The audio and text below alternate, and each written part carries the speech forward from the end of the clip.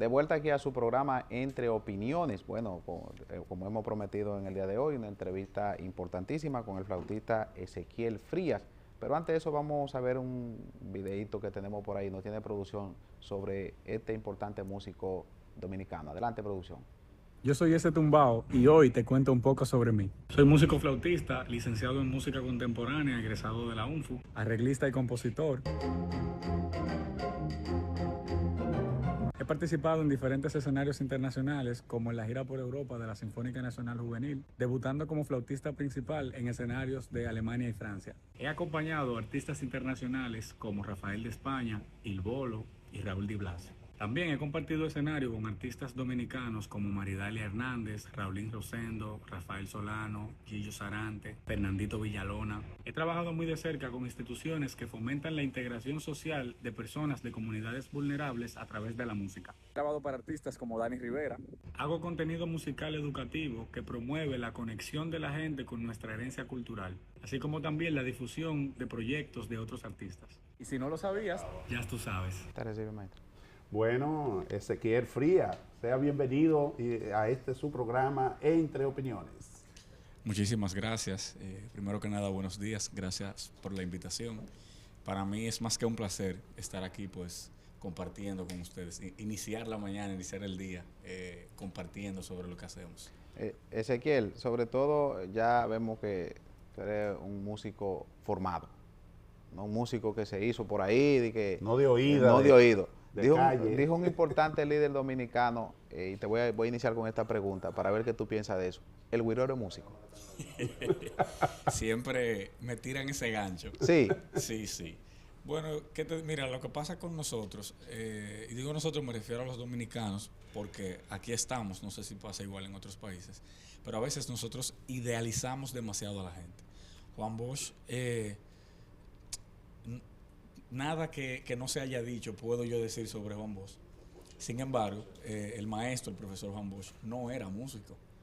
Entonces, ese comentario que él emitió, que de hecho hay una entrevista por ahí donde él lo dice, sí, con mucha propiedad, que el güirero no es músico, que la güira no toca notas musicales.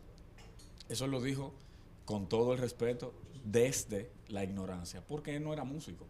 Entonces, la güira es un instrumento de percusión. En la música hay instrumentos de vientos, de cuerda y de percusión. Y que no toque notas musicales como do, re, mi, fa, sol, la, si no quiere decir que no sea música, porque tiene su notación. A la güira se le escribe partituras. Lo que pasa es que aquí la mayoría, o quizá en aquel entonces, ahora hay más músicos formados, pero quizá en esa época no había güireros formados, no había percusionistas que iban a un conservatorio, etcétera. Y quizá eso viene por ahí. Pero un rotundo sí a esa pregunta de si el güirero es músico. Claro, sí. Claro. Y a propósito del ritmo que tú anunciabas, ¿verdad?, en ese video que vimos, ese tumbao, ¿qué significa eso? ¿Qué es ese tumbao? Yo supongo que el tumbao de Ezequiel, supongo. Sí, bueno, si usted supiera que es muy curioso, porque eso tomó forma y sentido luego. Pero la realidad es que ese nombre me lo puso un compañero flautista. Me gustó, entiendo que va con el trabajo que yo hago, con la música, con el tipo de música que me gusta, con el tipo de música que escucho. Y bueno, y se quedó. O sea, él me puso el nombre, cayó bien y se quedó. Ezequiel, sobre todo tu experiencia internacional y vasta experiencia local también, porque tiene ahí de la talla internacional de Rafael, el maestro de Dani Rivera, el maestro Rafael Solano aquí. Esa experiencia tuya que tú has logrado acumular internacionalmente y que sobre todo la formación de los músicos universitarios, que tú eres un estudiante eso, en particular, ¿qué tan difícil o tan fácil se te hace a ti distintos ritmos? Porque cada ritmo tiene sus particularidades. ¿Cómo tú te adaptas a ese entorno musical? Porque no es lo mismo tocar con Rafael que tocar con Gillo Sarante, ¿verdad? Claro. Que tú pudieras explicar más o menos cómo readaptarse a un ritmo distinto para un músico. Bueno, lo primero sería, no quiero decir que yo soy el más talentoso porque no lo soy. Aquí este es un país que tiene muchísimo talento y yo respeto mucho el trabajo de los otros músicos. Pero primero en cualquier arte es el talento. O sea, tú tienes que tener una base de un don, ese algo que luego tú desarrollas cuando estudias. Pero hay que tener ese algo. Oído, ritmo, musicalidad, nosotros le llamamos a eso.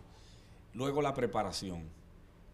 Tú poder desenvolverte en cualquier espacio, eso te lo da la preparación musical, en tu instrumento, en armonía, desarrollando el oído y demás. Y luego entender que los géneros son diferentes y por ende tienen sus colores, como nosotros le llamamos en la música. Hay que empaparse de los géneros, hay que entender que no todo queda bien también y no todo queda igual. Por ejemplo, tú puedes tener un muy buen bachatero, tipo que te toca bachata, la bachata de verdad de aquí, y quizá no funciona igual, tocándote el mismo merengue que es igual porque no suenan igual y no se tocan igual.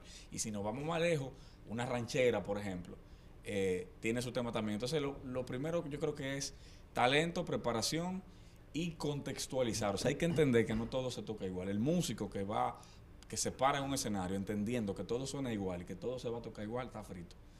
Porque a nivel de interpretación es diferente. Y también eso se estudia. Por ejemplo, en la UNFU, que fue donde yo hice mi licenciatura, nosotros tenemos una clase de merengue y salsa. Y ahí nosotros vemos bachata, merengue y salsa, pero también nosotros tenemos clases de jazz, tenemos clases de rock. Y en clase tú te das cuenta que esos géneros no son iguales. Entonces, por ende, eso amerita un estudio de cada cosa.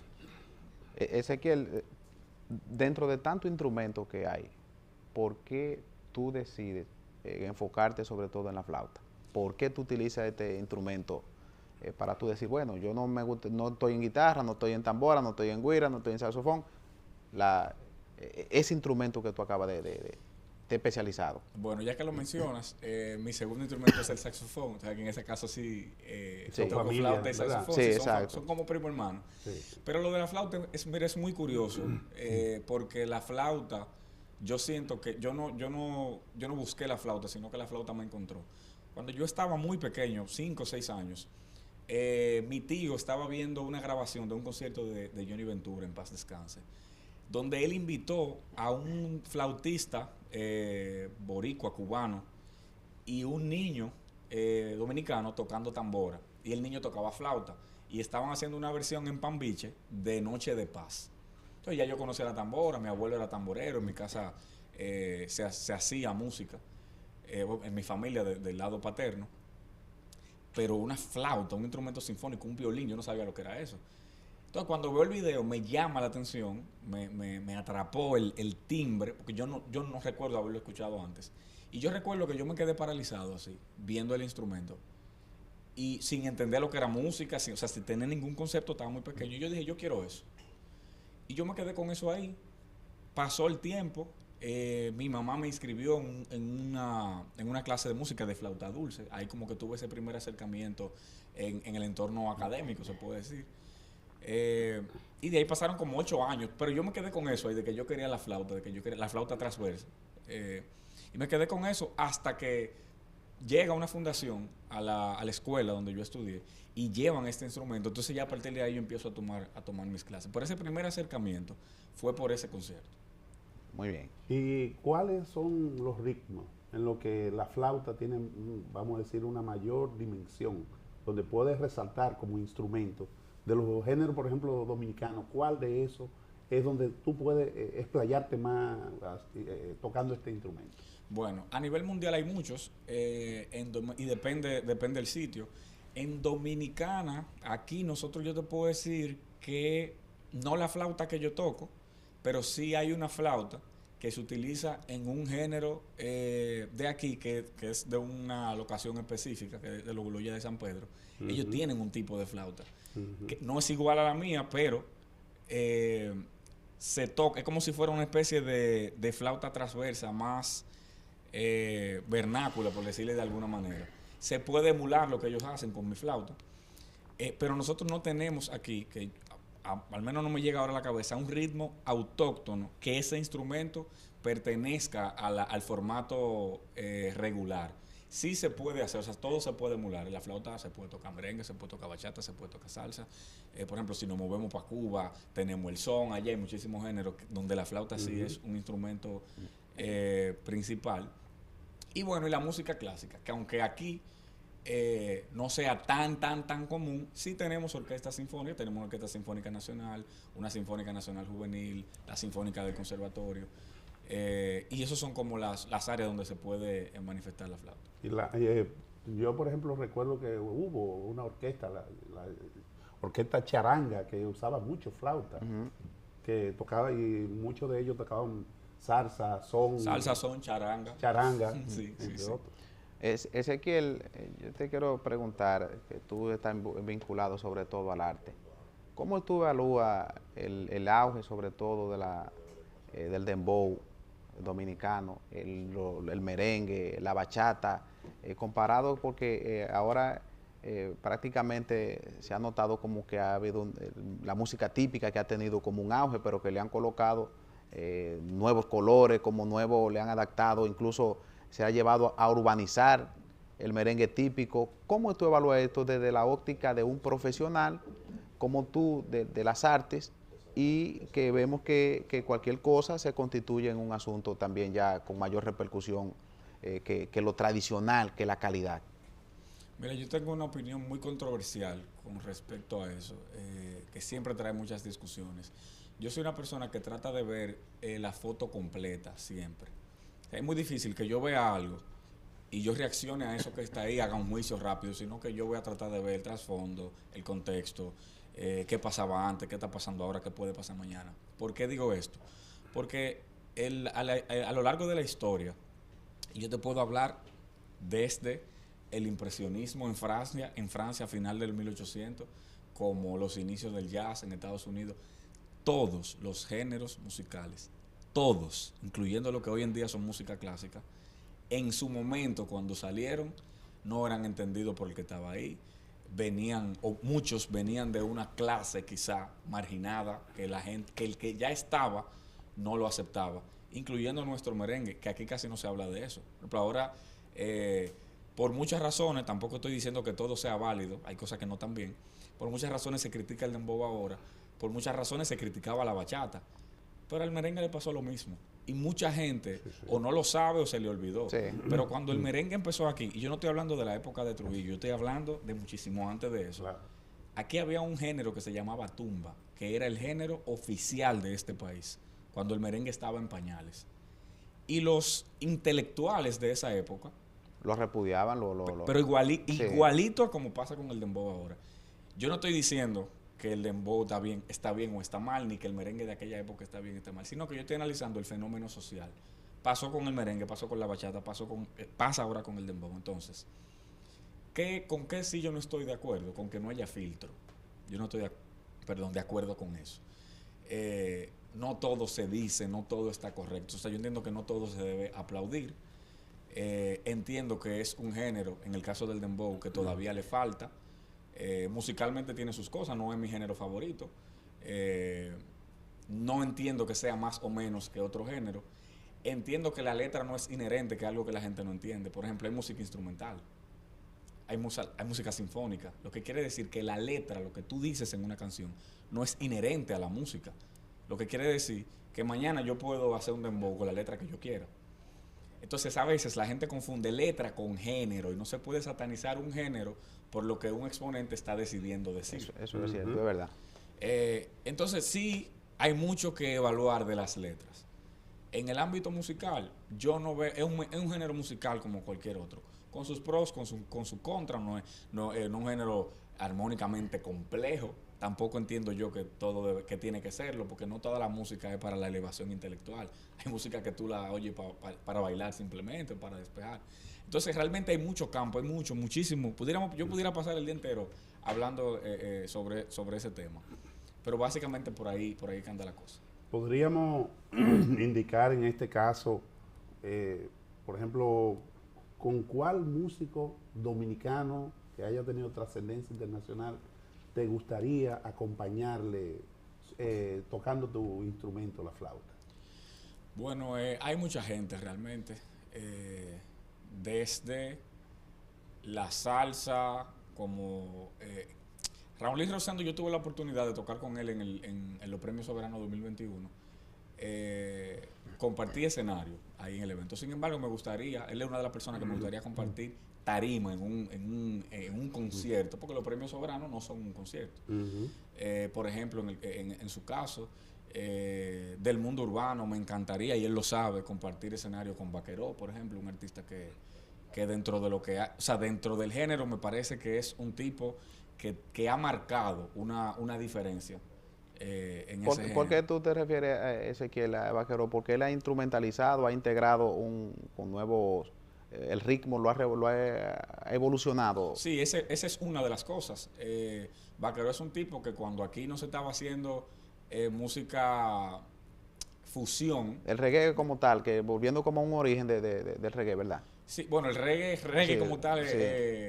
Es jamaiquino. Aquí se hace reggaetón, se hace dembow, se hace fusión con reggae también. Pero sí, en una época donde eso no se estaba haciendo, él empezó a fusionar con géneros raíz de aquí. O sea, estamos hablando de que si ponía un palo, que si ponía... Y eso a mí me parece realmente una misión que él tiene de aplaudir. Porque no solamente hace la música que hace, ¿verdad?, sino que también viene visibilizando eso, que quizá mucha gente lo ve que se hace más en el campo, que se hace en zonas específicas, y él lo está incorporando, o de hace muchísimo tiempo lo hacía en ese momento. Esa es una de las cosas realmente por las que me gustaría colaborar con él. Y que un artista ya fenecido había hecho esa fusión.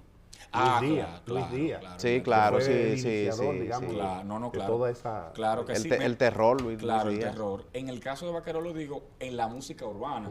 Quizás fue uno de los primeros dentro de ese renglón urbano que empezó a implementar esos colores. Y Juan Luis Guerra, ¿te gustaría? Me gustaría trabajar con él en un escenario. Claro que sí. Su merengue y su bachata se presta un poco a que la flauta tenga su espacio. Claro que sí. Mira, a mí me atacan mucho con Juan Luis porque parte del contenido que yo hago es hablar del origen de las canciones. Entonces aquí hubo una época donde, como dicen aquí, se fusilaba mucho. Entonces hay 1500 canciones que nosotros la conocemos en voz de Juan Luis, de Fernandito, de muchísimas, de Wilfrido, y nosotros entendemos que son de ellos. Y yo me tomé el tiempo de hacer mis investigaciones y descubrí muchas canciones que son arreglos, lo de ellos, que no son la composición original. Y yo hacía mi contenido informándole a la gente, esta es la canción como tú la conoces, esta es la canción original.